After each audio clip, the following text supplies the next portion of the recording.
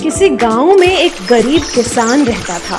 उसके पास थोड़ी बहुत जमीन थी जिस पर खेती कर वह बड़ी मुश्किल से अपने परिवार का पेट पालता था।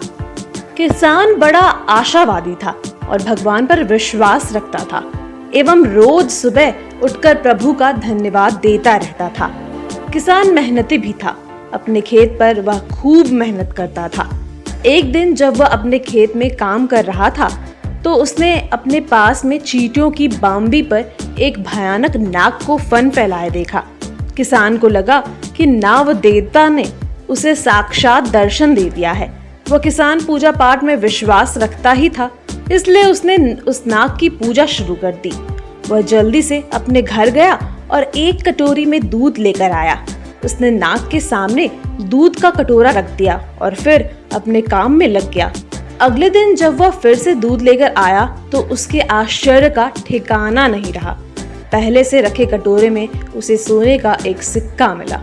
उसने नाग देवता का आशीर्वाद समझकर उस सिक्के को रख लिया। इसके बाद यह रोज की बात हो गई। हर दिन वह किसान एक कटोरा दूध चढ़ाता था और बदले में उसे सोने का एक सिक्का मिल जाता था। अब उसे रोज सोने का एक सिक्का मिलने लगा। रोज मिलने वाले सोने के सिक्कों के कारण जल्द ही वह अमीर आदमी बन गया। इस तरह से उसके दिन काफी अच्छे बीतने लगे और किसान काफी अमीर हो गया। एक दिन किसी जरूरी काम से किसान को अपने रिश्तेदार के यहाँ जाना पड़ा। उसने नाग और सिक्कों वाली बात अपने बेटे को बता दी।